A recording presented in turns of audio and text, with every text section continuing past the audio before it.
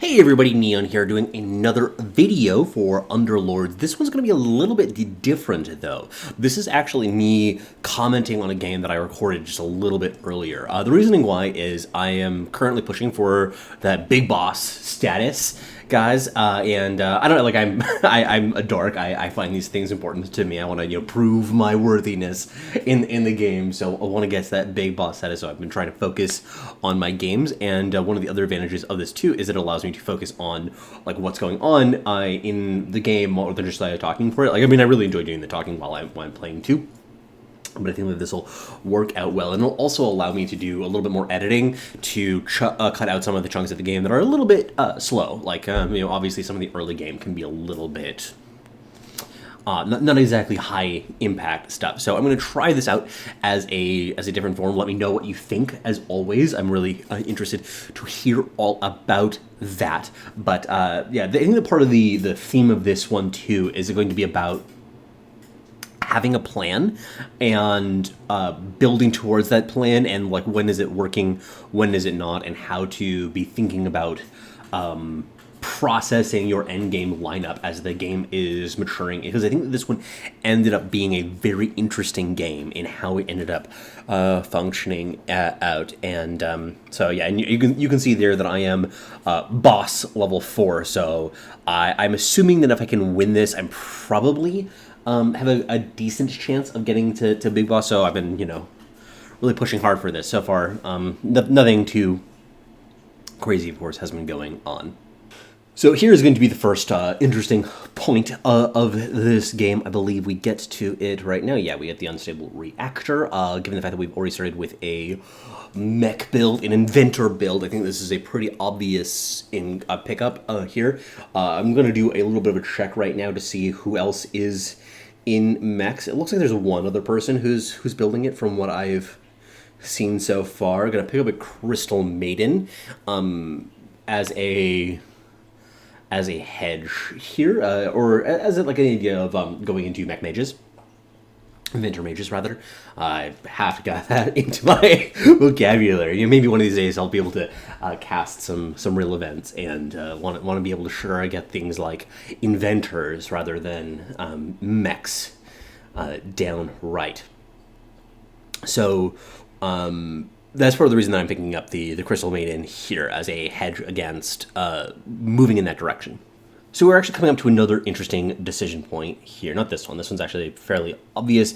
Picking up the chainmail because I am on a decent path right now for getting a mech heavy build, and you don't want humans as much in those builds. Like, you compare it with what's it called? Obviously, with mages, obviously, which does have a reasonable number of humans, but a lot of your damage is going to come from magic damage rather than from the from other sources of damage. So this is where it actually gets interesting. I'm doing some consideration, I'm doing some math. And one of the things I realized is that, so like, A, my board is pretty good, so I have a decent chance of winning if I play, like if I level and play an extra unit. So I kind of make a split-second decision really quickly, kind of, like, I am interested in mages, but I'm not like committed to it yet. Like, it's not like super attractive quite yet. So making that swap very quickly so that I can play for winning, because I also think that with just some like a little bit of luck, not a whole lot of luck, I will be able to set up some extra, so like a level 2 Tinker, level 2 Clockwork, and then have a decent win streak going through the early game. So I think that we get that right. Oh yeah, we don't get it quite yet, but we're gonna just what do we end up doing? Can't even remember. Oh yeah, this thing we just play the other Tinker, right? Yeah, we just kind of set up a bit of an unusual formation here. I think that what you actually want to do here is this formation. This is something I was thinking about a lot over it, of like, how do I want to do things such that I maximize the damage from the unstable reactors, plus I want to get a good distribution of damage, because you'd rather have damage evenly distributed across all of your units if possible, but you also want your inventors surrounded, so it's kind of a tension here, and I think that this is the best way to meet both of those needs at the same time. So at this point, we actually have an interesting choice that we can make, because we have the Queen of Pain here, who, as I've mentioned before, I think is really, really powerful. So what we can do is we actually swap out a couple of units here, some of our inventors. I was going to say inventors there, and I was like, no, it's mechs, and then I came out of my mouth, I'm like, no, that's wrong. That the original one was the right one. I am changing my formation here. I am trying to maximize the amount of aggro that Clockwork takes. He is wearing the chainmail, so he's going to be able to tank the damage quite well. And then also I want people to surround him, the units to surround him, so that we get that sweet unstable reactor damage. Things are looking close in this particular match, but I think that our Morphling will be able to barely take it. Yeah, he does. Even though he's pretty terrible as a unit, but he'll suffice for right now. So here we are. We get, actually now, we're kind of online at this point. So we get a Slark that we can replace the Morphling. We have a level 2 Clockwork, which is really good. It has 1,400 hit points, which means that, especially with Chainmail, he's going to be really hard to kill. And then when he actually does end up dying, that is, so 200 and, 80-ish? Yeah, 280 damage for him. Which is substantial, but we should be able to be in a really good position for these upcoming battles right here. We just kind of wrecking this board. Winning with 4 units on the board is at this stage of the game is kind of embarrassing. So things are going to start going my way, and I'm going to set up a win streak here. So at this point, I would actually note that I'm starting to see a little bit of information about some of our opponent's builds. So, for instance, this opponent here is clearly going some version of Knights, which obviously got substantially buffed in the most recent patch. So that's something that I'm kind of concerned about, and I think that mechs are actually going to kind of struggle against the Knights. The Knights just have so much damage reduction, it's really difficult to work through it, but we have a good win streak going on, so that's just something that I'm kind of considering moving into the late game. Now, I haven't really decided what my game is going to look like going into the long game, and the information that I actually got from that match, that game I just played, was actually informing me here in some ways. Now, I actually I have a choice of leveling or going for interest. I end up leveling, playing out a unit. I think that what would have actually been better is because I ended up buying the Razor here, would have been better to buy the Razor, throw him in instead. I think that he would have had better damage output than the Tinker, but I didn't quite have the APM there to pull that off in time. But, yeah, we are at... One of my considerations here is I want to figure out, how do I take on these Knights players, because it looks like there are a few people who are trying stuff with it, and it's a really strong build right now. I think that it's, if you guys haven't figured this out yet, I know that the patch just came out yesterday evening, but it's super good at stalling out the game. You just have to pair it with some damage dealers, and assassins are really bad against a Knight heavy lineup.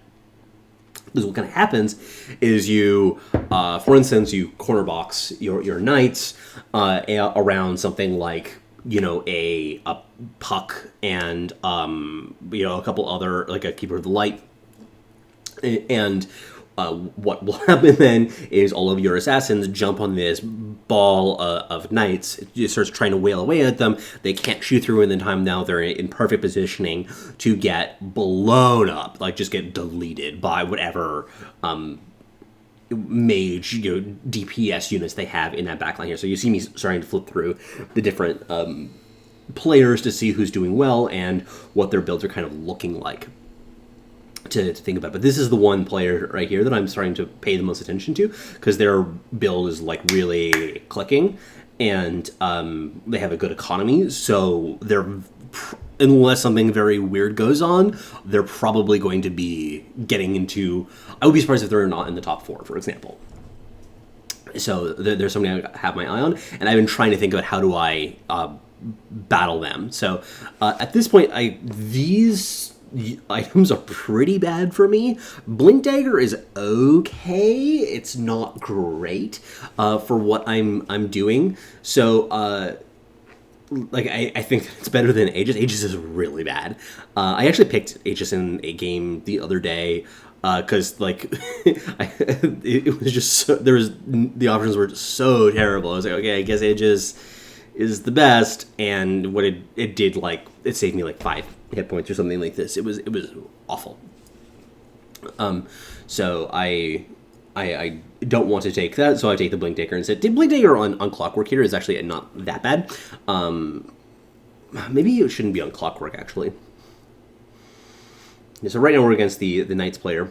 One of the Knights players. There's actually 2 of them here. They are... like, for Knights in this stage of the game, I'm not too concerned about them. They just don't have any damage output. Their DPS is trash. So I think that I feel pretty confident that I can continue winning here. And I'm still hedging in terms of where I'm going to end up going. This is part of the reason why I end up selling this puck to go to 50 gold. Like, I'm still considering going mages. Mages are definitely an option still, but I have like other directions I can go to. I could go 6 Scrappy, which got nerfed substantially. I wish I remember what the previous numbers were on the Scrappy Alliance. It frustrates me that they don't put that into the notes, or that there's no way that you can check that, because I just like want to have that as a thing to compare to. But the 6 Scrappy Alliance is substantially worse from my experiences of it. It was a little bit overrated previously for, I mean, it was good. Don't get me wrong, it was very good, but it wasn't like insane in my mind. But now it's merely like, okay. Yeah, we have a matchup against, like, once again, Knights. Not at this stage, like the stage of the game, I'm just like not that concerned about them. They don't have any DPS. They're like that was a game that battle that went off for a little while, and they just weren't able to kill that shit. So that's kind of how things work. But they will eventually come online, and they can pair it with like trolls. They can pair it with mages, and they'll be able to take things on without too much difficulty. So it's a good late game build, particularly right now. I think this is the one that I do finally lose my win streak. It should be noted that my opponent has a Medusa and a level 2 Kunkka. It is round 13. Like, okay, guy. It's fair and balanced. I honestly feel like they should adjust the probabilities of getting level 3s and level 4s in the earliest levels. I think that it should be even lower than what they are right now. I guess that they leveled to 7 kind of aggressively, so maybe that's a good way to do it, and I'm kind of like hoping that I'll be able to out-econ them later on, because I've been riding this 50 interest now, even for a couple turns. Getting to 50 gold interest before going to Dog and Pony Show is really good. Like, your economy is strong when you're doing that, and then you're not like sacrificing a bunch of health in the process. So I've been extremely happy with how my game has been going so far, and I already am. I'm very feel secure in where I'm going to be going, because in terms of like I have a good base to work with. Not that anything in my build so far is busted good, especially going into these later stages of the game, but it does have a solid base to build off of. This one's getting close. We did it.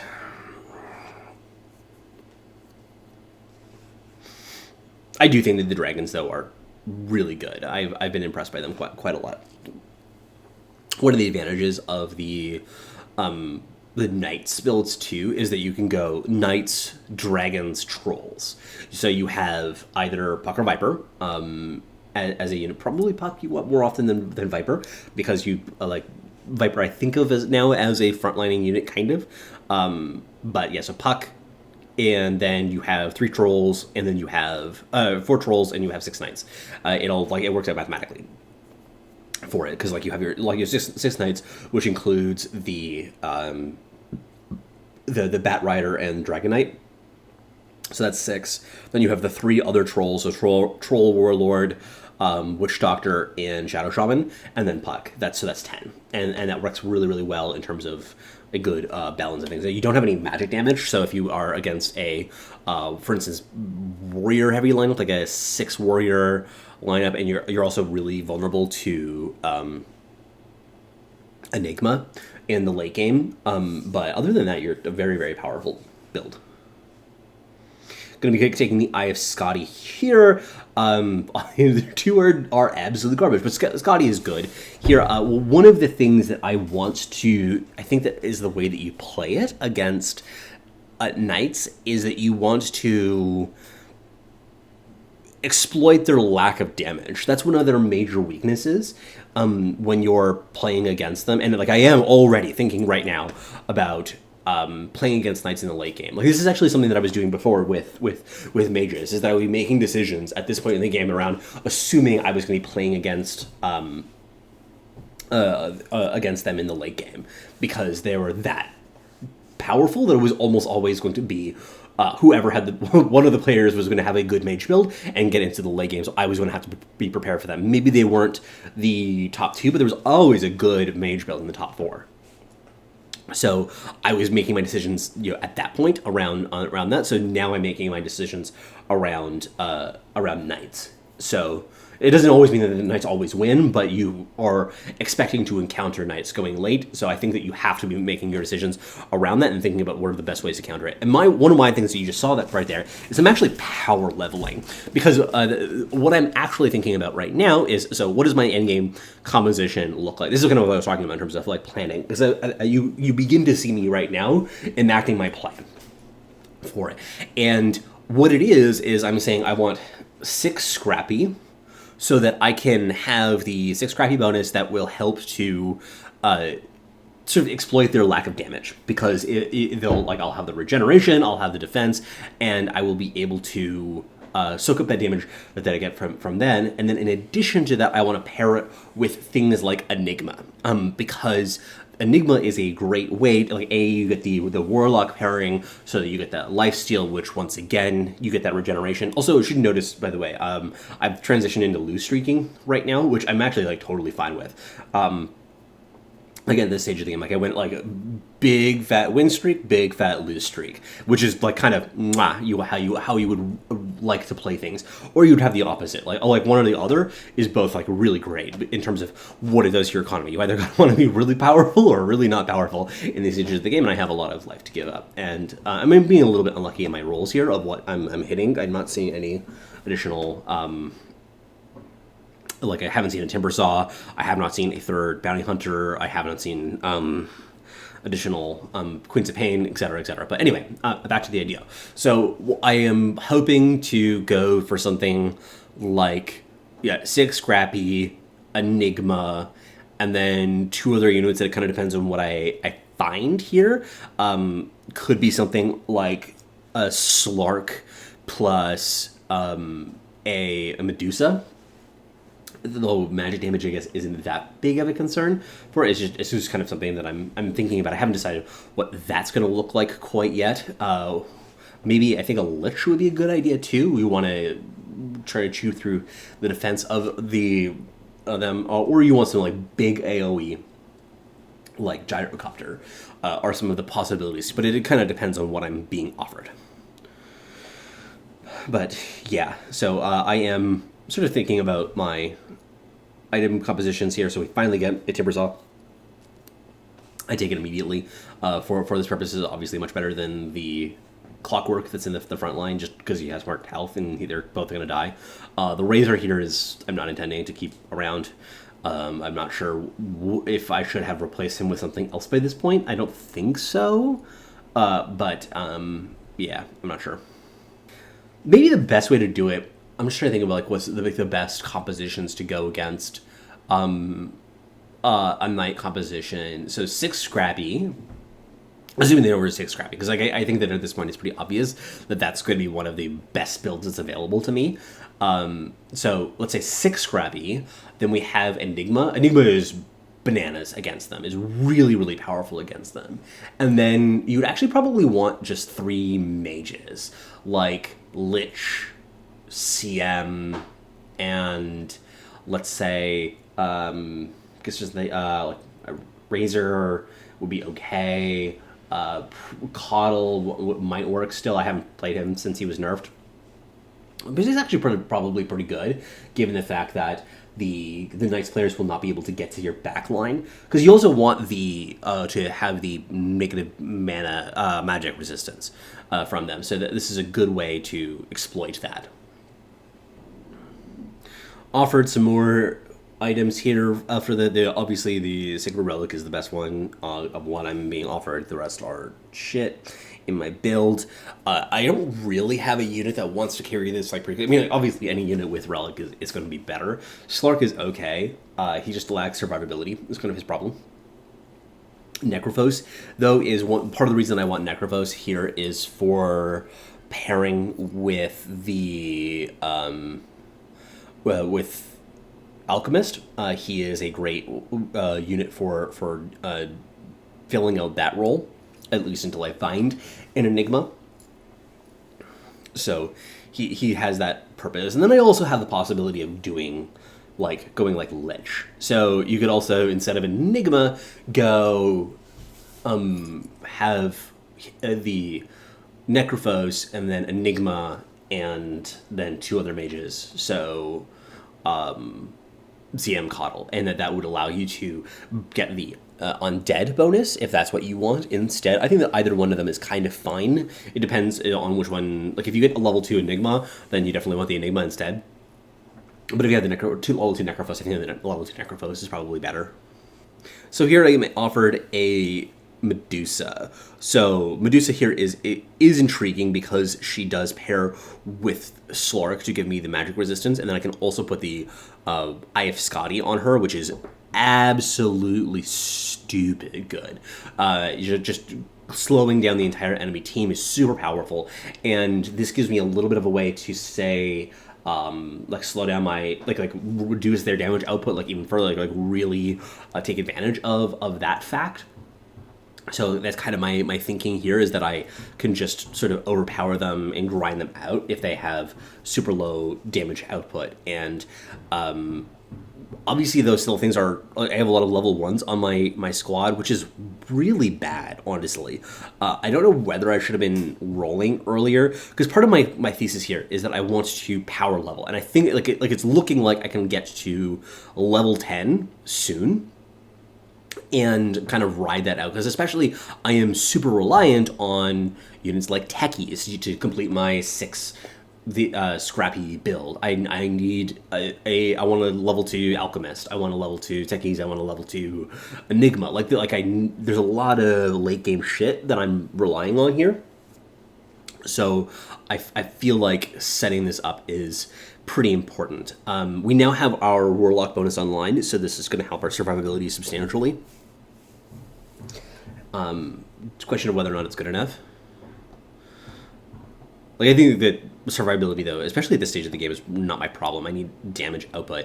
I think that this is maybe something that I need to think about, is how to navigate the mid-game better, because I just was losing a lot. I mean, like, obviously, lose streaking is fine at some sections. Like, that's part of the game. But it's a question more of how should I have managed it in such that I wasn't losing quite as many health points as I ended up doing. But yeah, now at 29 health, I know that I can put some money into my experience again here. So I'm getting a level 3 lose streak, which is pretty sick here. And so I can be able to level comfortably from this position, so that I start getting my level 10 rolls, increasing my chances of finally getting my Techies and my Enigma online. I just picked up the Venomancer here because it's works for maybe a level 2 Warlocks is something that I'm thinking about at this point, because you could go something like 6 Scrappy plus Necrophos, Venomancer, and Enigma, and then you get the level 2 Warlock bonus, which is kind of interesting. Can I remember what all the Warlocks are? I guess. Oh yeah, so there's just Warlock, of course. Yeah, so it's Warlock and Witch Doctor are the other two. So we do get our Techies. We finally get a level 2 Bounty Hunter. These are both like really late to the party. Well, the Techies is right on time. Like he's roughly unexpected. The bigger one is the the bounty hunter, he was super, super late, and I think that had he been around earlier, we could have had we would have a lot more health at this point. But, I mean, he's here now, so that's fine. Techies is great with Blink Dagger. Blink Dagger is not a good item. I hope you guys have figured this out by now. It is kind of trash. So don't overvalue it. I probably shouldn't have leveled exactly when I did. I should have waited for one more because I could get a couple more gold of interest. Not that big of a deal, but, you know, it's a deal nonetheless. My build is still looking kind of shabby, though, given the fact that I have so many level 1s in my build still. Like, I have a level 1 timber saw in my fucking build. Like, that's just, there's really no excuse for that at this point. I mean, I think I need it. I think I need it in this build of the deck because I need that scrappy bonus in order for my game to be functional. So we do get, obviously, 2 gyrocopters here, which is kind of exciting. Like, that's a cool little bonus here. I'm kind of like thinking about like, okay, so what does this mean? How do I change things up? Because this is a much better damage dealer than other things that I have access to right here. Probably should have replaced. Actually, no, I don't think I should have replaced the Medusa. Medusa here is pretty essential as a source of slow. And see, the fact that she's level 1, though, is also, like, once again, pretty trash because she has no damage output. The gyros, too, are going, like, they're going to do okay. I don't have the damage charts up here. I wish I did. Please, Valve, do replays for me. I would love it so much. It would be pretty please. But, yeah, we had, like, you kind of saw what happened there. It looked pretty bad on one level, but I think that it was surprisingly close. And we have not a lot of health points left, but we have enough that we can, like, we're kind of, like, firing off at this point. Obviously, now I need to spend down substantially. We get our med at level 2 Medusa, level 2 Gyrocopter. We have room for one more on our board. Going to throw the Relic onto the Gyrocopter. Going to wait for the free roll from going over. Throwing the Slark back on to get the magic resistance. I should spend the rest of my gold right now. Like, right now. We're doing it. I think that it was, yeah, picking up the Kunkka. Kunkka's, it's hard for me to stop. Oh, I should have picked up the timber saw there. I missed the timber saw, which was kind of an important one. I have a hard time, like, passing some units that I know are just, like, really powerful and good. So Kunkka is a good example of this. Like, there's just no chance that Kunkka is going to fit into my final build.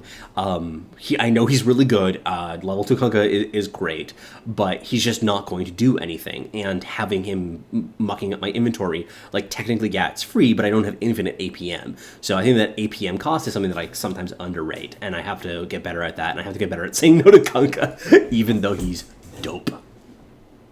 But we look at the damage charts here. Medusa is finally putting out good numbers. Techies did a shit ton of damage there with his Blink Bomb. So that's pretty sick. But, yeah, I did spend all my gold at the very least. So I should get rid of my Kunkkas at this point. Now, I think I pick up the Gyrocopter in this situation, which is a mistake. I should identify the fact that I am really behind at the moment in terms of my life total, and I need to find some essential pieces like the Enigma, and wasting my time even thinking about shit like that, like picking up the TA, like, yeah, TA is kind of cute. Like, if I get my expanded roster, I can put her in as a unit that would fill up my 3 assassin slots. That's such a long way away from where we are at the moment, though. The build is looking a lot better, though, all things considered. Like, we are actually winning boards at this point. It's been a little while since we've done that. We're staying alive. Obviously, we're, 5 health is on a lot, but, it's enough to win, right? The issue is, I think, we need to get rid of these TAs. We need to get rid of this Kunkka. We need to roll down aggressively to find those final missing pieces. I keep on getting tempted by this, like, random shit, like Lich or whatever. Like, Lich is might actually be okay, since we can pair it with a Necrophos to enhance our damage substantially. This Tidehunter is actually an interesting inclusion, though, an interesting possible pickup. Given the fact that our struggles are not with tankiness, but it's with damage output. Because like I think that Tidehunter basically is like a giant. You should think about him as being a massive tank. Not because he takes damage in himself, but he stops the opponents from dealing damage, right? Like that's what the stuns do. So it is like an ultra pudge where you have these like a couple of seconds where everything is not attacking in a actually productive way, and since that's not really our problem, like the battles like we're watching right here are. Like we don't have issue with them breaking through really quickly and killing all our shit. We're just not able to kill their stuff. So we actually do end up losing here. We end, you'll see all of that go down. Our Gyrocopter and our Medusa do the best they possibly can, but it is just not good enough. We needed to find some additional sources of damage. I think that Enigma, I know I keep on mentioning it, but it was a really essential piece of having this build work. Do end up getting the level up though to 5, boss number level 5. Not quite at that big boss status just yet, but we're getting there. We're almost there. Hopefully, you'll be able to catch that actual final battle on camera when we get around to that. This was an interesting build though. I think that Knights. I played a few games, not just this one, since the patch. Knights are really fucking good. So be aware of that. If you get something like an Age of Chivalry and some of the early battles, I would just pick it up blind and kind of go with it. But yeah, this build had some serious issues, though. I think that we did get unlucky in some respects. We probably were a favorite to find an Enigma at some point, and we didn't. We probably needed to have it a level 2. If the Gyro had been an Enigma, I think that we've been good. But also, if you look at this final build here, we have a level 1 Alchemist and a level 1 Timber Saw. That's just really not acceptable in a build like this. I think that I also got distracted with this Assassin's shit. Like, I think I should have found a way to get Slark out of the build, because he was not doing a whole lot either. So this was an interesting one. I think that I made some decent plans, but I had a hard time closing them out. So it was fascinating. I really and thought that this was a fun game to share. But wish me luck in closing things out as I try to get to that big boss status before that first week of ranked is up. But that'll be it for me today. Thank you so much for joining me. As always, take care, everybody.